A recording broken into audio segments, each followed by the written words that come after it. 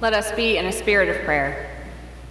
O God, may the words of my mouth and the meditations of all our hearts be acceptable in your sight, our rock and our Redeemer. Amen. Today's gospel lesson is jarring. It's not every Sunday that we hear Jesus say that you need to do the right thing because in the end it's better for you to enter life maimed than to have two hands and to go to hell. Or it's better for you if a great millstone is hung around your neck and you're thrown into the sea than to put a stumbling block before a little one. Why is Jesus so feisty? Because he's talking about protecting vulnerable people. Specifically, he was speaking about protecting young children from being sexually abused. And you had better believe that Jesus fought to protect one of the most vulnerable populations in our day too: children. He said, "Don't put stumbling blocks before little ones who believe in me." So let's explore stumbling blocks. What are stumbling blocks? What are some examples of where we see and experience them, and what do we do about them? Stumbling blocks are circumstances that cause difficulty or hesitation. As I define them, stumbling blocks are anything that blocks us from God and our God-given dignity as human beings. Racism, sexism, classism, ageism, homophobia, xenophobia, all those isms are stumbling blocks. Those who hold on to these worldviews are not seeing the inherent worth and dignity of others, perpetuating circumstances that cause harm. Those who experience those isms are having to fight against stumbling blocks put in their path and feel their inherent worth and dignity questioned. Stumbling blocks are detrimental because they separate us from each other, and that's the very definition of sin. Remember last week when Jesus said to the disciples, "Don't push these children away. Don't ever get between me and them." The disciples couldn't see the dignity of the smallest among us and blocked Jesus and those children from being together. Jesus tore those stumbling blocks down. Don't ever get between me and them.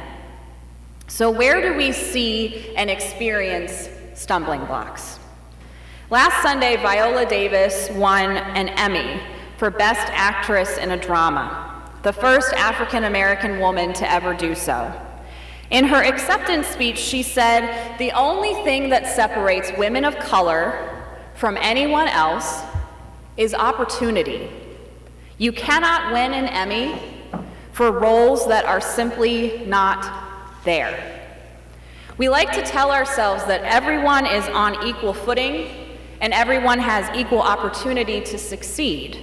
That's the American narrative we've been proclaiming for a long time. But if you're an African-American actress in Hollywood, like Viola Davis, and all the leading roles are written for Caucasian women, because that's who writers and directors and producers and perhaps even the audience expects to play that part, what do? This is how stumbling blocks play out. It's not always in-your-face racism that people experience. Sometimes there are hurdles in your path and you have to find your way around them or jump over them if you want to proclaim your inherent worth and dignity as a child of God. Dealing with stumbling blocks takes a toll on a person's spirit after a while. Maybe that's why Jesus was so harsh when he spoke about protecting people and not hindering anyone from getting to God. Here's another example of where we may see and experience stumbling blocks. Fred Craddock, named one of the top 10 preachers in America during his lifetime, once told a story about a boy born out of wedlock in the Smoky Mountains of Tennessee. In those days, the whole community knew about it, and the boy was ashamed. When he and his mother went into town, people would stare at him, trying to guess who his father was. At school, the kid said ugly things, so he stayed by himself at lunch and recess. As a teenager, the boy began to attend a little church nestled back in the mountains. The minister was attractive and had a commanding presence, but he was rather frightening. The boy would go just in time to hear the sermon and then sneak out. He didn't want anyone to ask, "What's a boy like you doing in a church?" One Sunday, some people lined up in the aisle before he could get out, and he felt this heavy hand on his shoulder. It was the minister, and he trembled in fear. The minister turned him around and studied his face for a while. The boy assumed he was trying to tell who his father was. The minister said, "Well, boy, you're a child of God. I see a striking resemblance, boy." Then he swatted him on the backside and said, "Now you go claim your inheritance." The elderly man who shared this story with the great preacher Fred Craddock said that this moment was the beginning of his life. Craddock was so moved, he asked, "What's your name?" And the elderly man said, "Ben Hooper." Then Craddock recalled vaguely his father talking when he was just a child about how the people of Tennessee had twice elected as governor a man of questionable parentage, Ben Hooper. That minister saw young Ben Hooper for who he was, not a boy whose mother gave birth to him without being married to his father, but a child of God. And that encounter with someone who took away a stumbling block, put there by some morality police who wanted to shame him, completely changed Ben Hooper's life. Last example of where we may see and experience stumbling blocks. On Tuesday, I attended Temple Isaiah's Yom Kippur service. Rabbi Jill Perlman and I are co-presidents of the Lexington Interfaith Clergy Association this year, and when I asked her how the High Holy Days were going, she invited me to come and experience a service. It was an honor to attend such an important service. The prayers were beautiful, the singing was magnificent, the sermon was meaningful, and the rituals throughout helped me understand Judaism better. Admittedly, I felt like a stranger in a strange land, though. It wasn't just the Hebrew words and unfamiliar songs. It was looking around at a congregation where I knew hardly anyone. In fact, the two people I know the best were sitting up on the bima, right, where I couldn't go. Rabbi Perlman kindly introduced me to a longtime member before the service, but when I sat down, it dawned on me that this must be what it feels like when people walk into a new house of worship. Even if it's a familiar tradition, you don't really know anyone, you don't know what to expect, and you don't want to look foolish.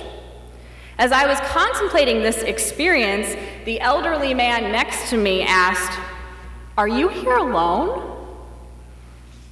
"Yes," I smiled, and he looked at me and said, "Well, not anymore."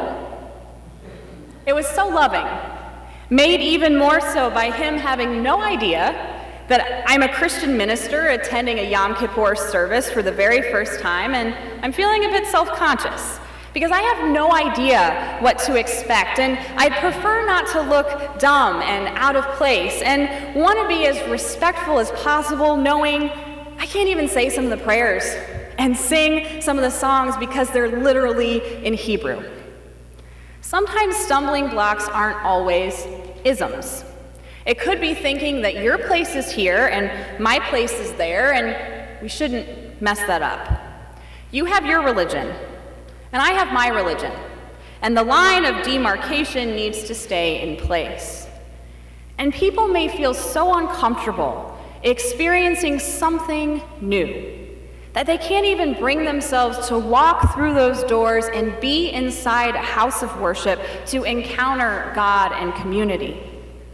So not only was it a moving experience with the good folks at Temple Isaiah, it was a good lesson for how we welcome the stranger. Because there are times when we will be in that position, and God willing, we will have someone who says to us, "Are you here alone?" Well, not anymore. Someone will take that stumbling block out of our path. So we've defined stumbling blocks as circumstances that cause difficulty or hesitation. My definition is anything that blocks us from God and our God-given dignity as human beings. And we've heard 3 examples. Viola Davis saying that the only thing that separates women of color from anyone else is opportunity. You cannot win an Emmy for roles that are simply not there. Number 2, the story of Ben Hooper, a boy born out of wedlock who faced shame and judgment from his community. And number 3, my experience of worshiping at the Yom Kippur service and all those feelings that come up when anyone steps into a new house of worship. Now, what do we do about stumbling blocks? So what?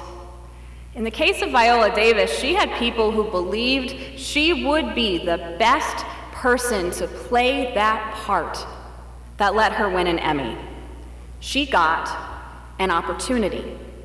And I have a feeling she will in turn create opportunities for others. Maybe she already has because of her moving Emmy acceptance speech. In the case of Ben Hooper, he had a minister who saw past the circumstances of his birth and all the town gossip to affirm him as a child of God. That encounter was the beginning of his life. In my case, I experienced kindness and welcome from faithful Jews at a worship service when I was a stranger. Stumbling blocks are best dealt with together. When we see a stumbling block in another person's path, do we sit back and say, well, too bad for them? Or do we roll up our sleeves and help them move it? Or extend our hand and help them jump over it? Or get some heavy equipment and break it down so that no one will have to deal with that stumbling block anymore? We have those isms in our society. We have people who try to be the morality police and shame people. We have differences of religion that can easily divide us. And Christians have the example of Jesus, who shows us pretty starkly in Mark's gospel that we are called to take away stumbling blocks that get in the way of anyone's worth and dignity. We are called to take away the stumbling blocks that get in our own way and prevent us from seeing that we are accepted, forgiven, and loved by God more than we will ever comprehend. We are in this life together to be at peace with one another. Thanks be to God. Amen.